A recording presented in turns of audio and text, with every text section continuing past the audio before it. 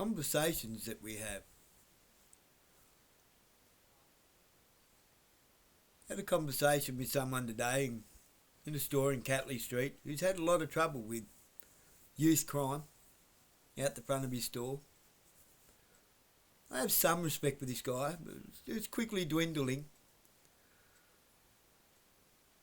I'm not sure what to put it down to. His dad was a good bloke. He was a fine young man. But he's quickly turning into a gronk, for the lack of a better term.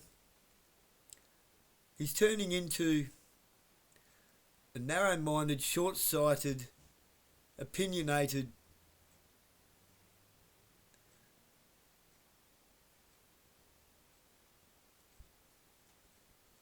product of whatever garbage he watches on his favourite news channel. I'm guessing I will guess that he's a Sky News watcher.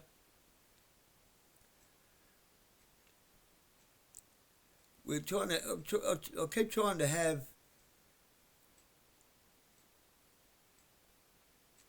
an educated, cohesive and productive and constructive conversation with this person, which I used to be able to have once. But now his answer to everything is, I believe police need more powers. We need tougher policing. We need more police. I'm talking about police again, yeah. Not just police. Society as a whole, and how police are contributing to society breaking down instead of being cohesive. You cannot force cohesion. You cannot legislate morality. You just can't. Stalin, Mao, Hitler, Pol Pot. It's already been tried. Lenin. It's already been tried many times. You cannot legislate morality.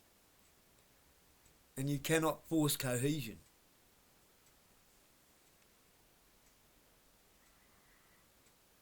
These things can be gained, but morality is something that's learned in your upbringing, through your education system, by being told that you must listen to your conscience. Don't ignore that bad feeling that you had when you've done something wrong, because it's telling you that you've done something wrong and you should make amends for that. You should learn from that.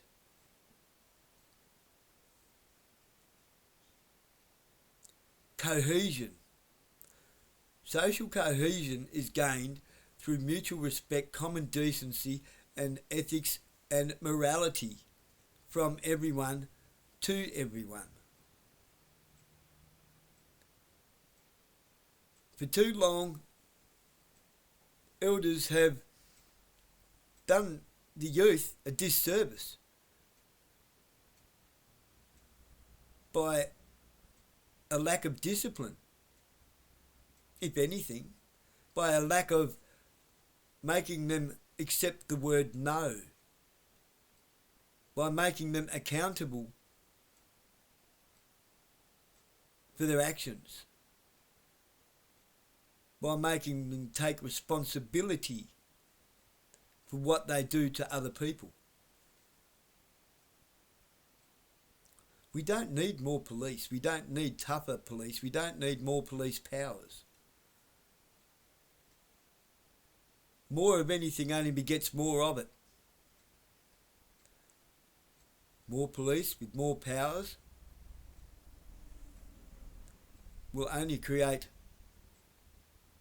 worse police with too much power. You see, if we allow that to go on, who ends up being the recruiters down the track? We were only going to create a snowballing monster that will grow and grow and grow, that serves nothing but itself. No other purpose, when it's supposed to serve us, we the people. Not the government, because we've already created that monster with politics. We have way too much government, way too much politics, which only begets more government and more politics. and we are the people that fund that. We feed that. They feed off of us. You got to think about these things logically, not not opinionatedly, not with some stupid short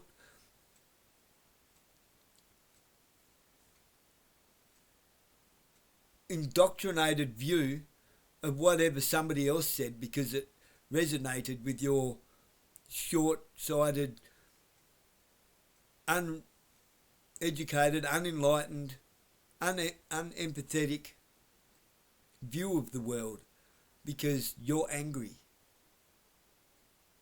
Okay, if you're making decisions based on your anger, it's probably not a great time to be making any decisions, is it? Which brings me to why do we have to face magistrates? There's a bias there. There's always a bias there. Believe me, there is always a bias. Why do we only have a judge judging over us, handing on sentences, making decisions that affect the rest of other people's lives? A classic example, when we had Justice Jones and Justice Hill, if you was in for drink driving, those two men would give you very, very, very different and inconsistent sentences because one of them had a daughter killed by a drink driver. I'm not going to say who, but I will say I do have respect for both of those men, but I have a lot more respect for Jones. I think you can guess which one had the daughter killed. He had a lot of anger. He tried to be fair, but he couldn't. There's respect there. But I think after that happened, he should have stepped down from his position because there is no way ever he was ever going to have a just opinion on the man or woman standing in front of him for drink driving. Not that drink driving's a good thing, you shouldn't do it. I know, I've done it. I've written off 5 cars drunk. Dickhead me. Now, we have a judiciary system that is being let down, not so much by the magistrates, a little bit, because there's some cases where they should be saying, this is a bit too much of a curly one for me to judiciate over, and they should be saying, I'm sorry, I will not allow plea deals and backroom agreements in my court, because that is contempt of court, and that is perverting the natural course of true justice, which are actual things. They are things. If you're in contempt of court, that's a crime. If you're perverting the natural course of true justice, it is a crime. Look it up. And they are shocking crimes. Because the courts are not there to rule over you or to punish you per se. The courts are there to make sure that a balanced justice is being upheld, that the actual rule of law is being held in a fair and just way, not being used as a tool to bash the people over the head with, not as a tool being used to rip revenue out of ours and the taxpayers' pockets. But that's how it's being used. The powers and the authority of the magistrates and judges is being taken from them when a police prosecutor offers a plea deal to a lawyer who then presents that plea deal to his client in a private room outside of the courtroom. I will tell you now that as soon as that is done and you agree to it, you are now in contempt of the court. Not them, because you're the one that signed it. When you should have said, sorry, no deals, because the only reason they ever offer a plea deal is because they've got nothing. It's because you probably haven't actually committed a crime, but you've just admitted to committed one and signed a piece of paper that said you committed one. you've hung yourself.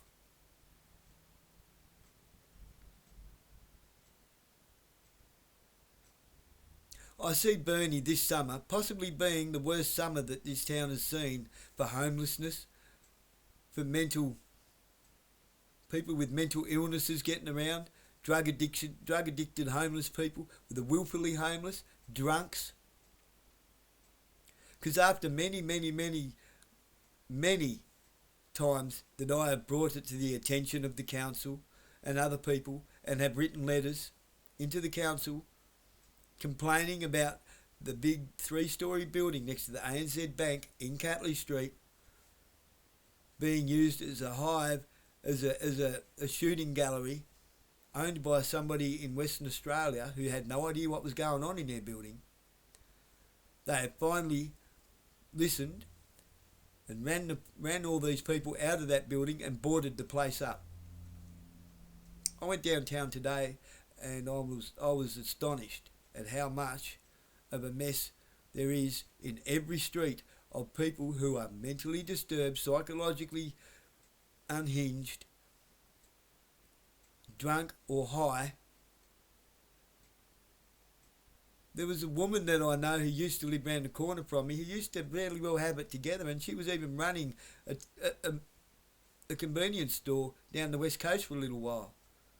Now she's back up here, off her dial, and she thought there was people standing all around her staring at her. There was nobody there. This is a woman who 12 months ago could hold a cohesive, decent conversation with you. She'd be lucky to tie her own shoes and add 2 plus 2 now. And by the way, for all you powers that be, 2 plus 2 doesn't equal 5. It seems that we are living in Aldous Huxley's Brave New World at the moment, doesn't it?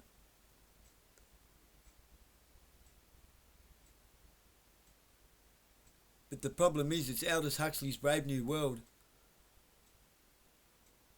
with George Orwell's 1984 trying to rule over the top of it.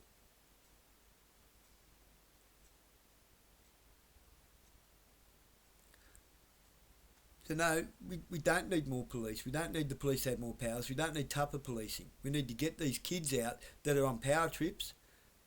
We need to have more police that have actual, real life experience. Not police experience, but life experience. I don't think you should be able to be a police officer until you're 30. You should have to have lived real life. Real life.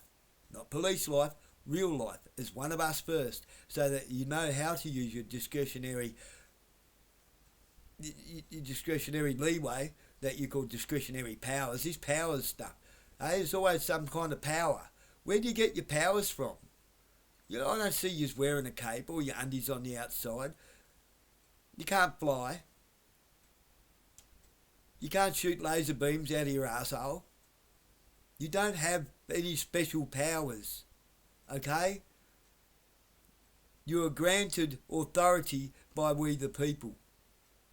You are granted the authority to uphold the law and keep the peace in a manner that is fair and just. That is what you have. You should be honoured. You should serve those people and those attributes and that badge on your chest with honour, because only honourable people should be allowed to do that. Giving a badge and a gun to kids that have never heard the word no, that is a nightmare.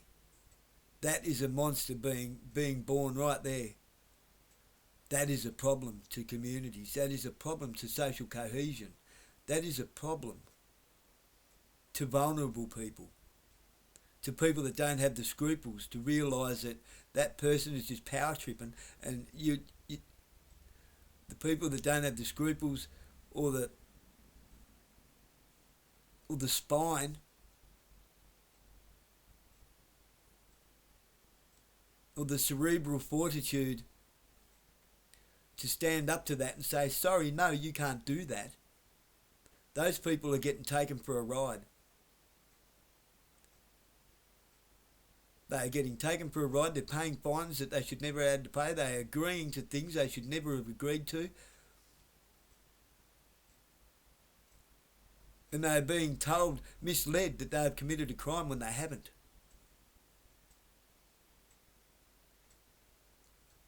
Our youth are being let down by getting smacks on the fingers and plea deals in juvenile court over and over and over again, who are growing up and turning into adults thinking that's how court is, that's how the world is, that's how the law is. And they keep trying to play that game. Next thing you know, they're in prison, and the system has turned them into a jailbird instead of making them take some discipline straight up when they were young, to so that they will correct their course and stay on the path in which they should go. So should they wander from it when they are older, they can find their own way back to it.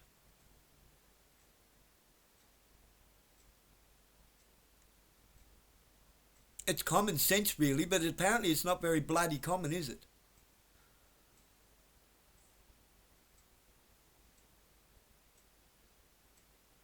So no, again, and I'll repeat it till the day I die.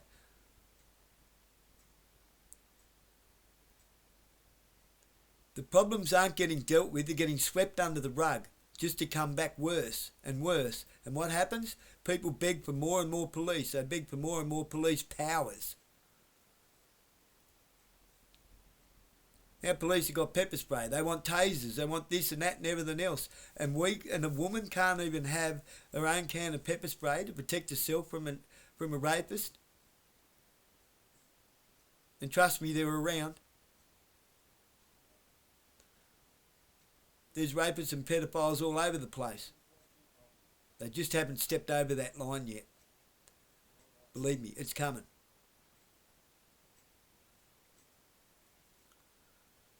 Under the boardwalk down there, down on the Burnie Beach, I am waiting for a teenage girl to turn up there dead or bashed or drowned after being roofied and raped. And left there. And the tide comes in and drowns her. I'm waiting for it. I don't think it's a matter of if, I think it's a matter of when. And that's not a case of we need more police and police to have more powers. We need police to start doing their job properly. We need prosecutors to stop offering plea deals, and we need the natural course of true justice to start playing out in our courts of law. The rule of law is not being upheld in the name of legislature. Corporate legislature to raise revenue. And I've even been told this by a Supreme Court barrister and a Supreme Court prosecutor who has nothing but contempt for the Magistrates Court of Petty Sessions. I was told that during the Supreme Court trial where a bloke took to me with a hammer. And the police perverted the course of justice in that by presenting false evidence. They allowed a lawyer to produce false evidence.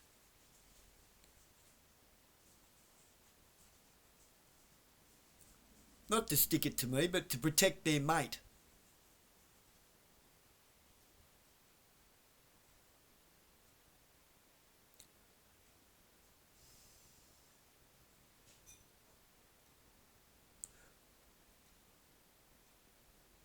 When people start learning the English language properly, they will start realising that the things that they are signing are doing nothing but handing themselves, putting their own head in the noose, their own neck in the noose. They're hanging themselves by signing these stupid plea deals that should never be allowed to exist.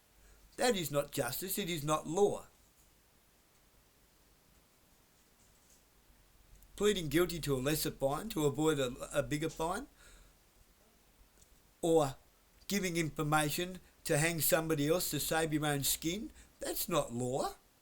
That is not upholding the rule of law. That's making a mockery of the rule of law.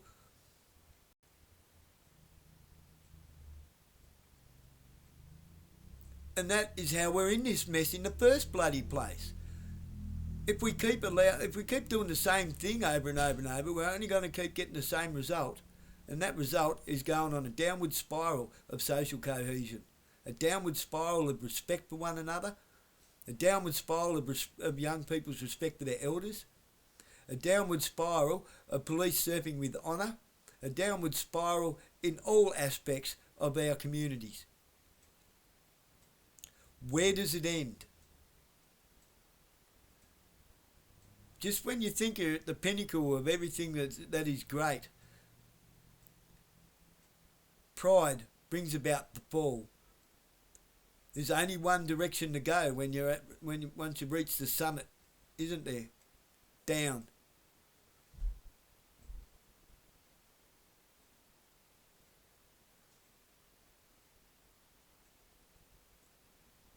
Perhaps we shouldn't be striving to reach the summit, and perhaps we should be striving to just be better, do better. Stop walking away from good common sense things. This is a clown world. We now have to make allowances for men who want to go to the toilet with girls, with little girls. Sorry. But when I do something about that, if I see it happen, I'm going to be the criminal, aren't I? No. I'll be the righteous man who goes to jail. Because of stupid legislature. Do you know why these people are parading these people around? It's not only for the dumbing down and for the dumbing down of society and the demoralisation of society. It's so that they can create a whole new group of people that is not only part of the division and the disintegration and distraction and disruption, but also so that the no-good do-goods can get votes from these people, which otherwise they would not get. It's to keep themselves in power. They're creating their own voter base, their own electorate base.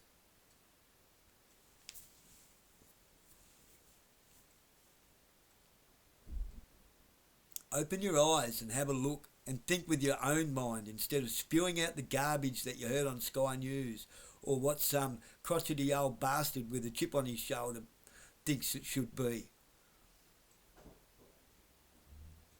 Next time you cry for someone's car to get crushed, just think, what if that was your car and your son was driving it? Because it makes no difference. Your son made a mistake and now your car's getting crushed that you paid for. Sorry, but impounding and crushing people's cars is theft.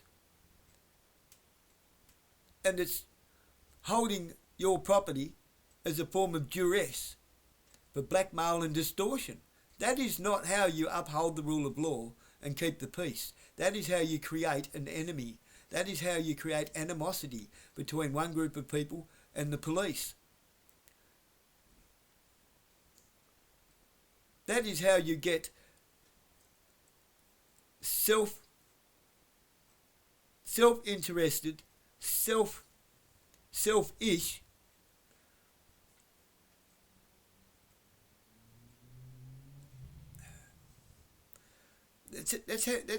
That's how you get a bunch of people that want the whole world given to them on a silver platter, running around screaming, "Eat the rich." That's how you create an extreme leftist ideology. You kick them in the guts enough times, and they will turn into a fruitcake soldier. They will turn into everything that is the opposite to cohesion. Everything that is... They're purposely hard to get along with on purpose. And those people were created. They didn't just get born by accident.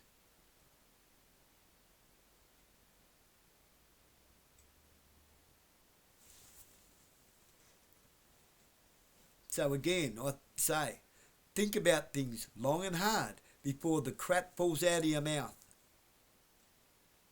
Think about what you're saying. Think about the repercussions and the long-term effects of what you wish for will have on your kids.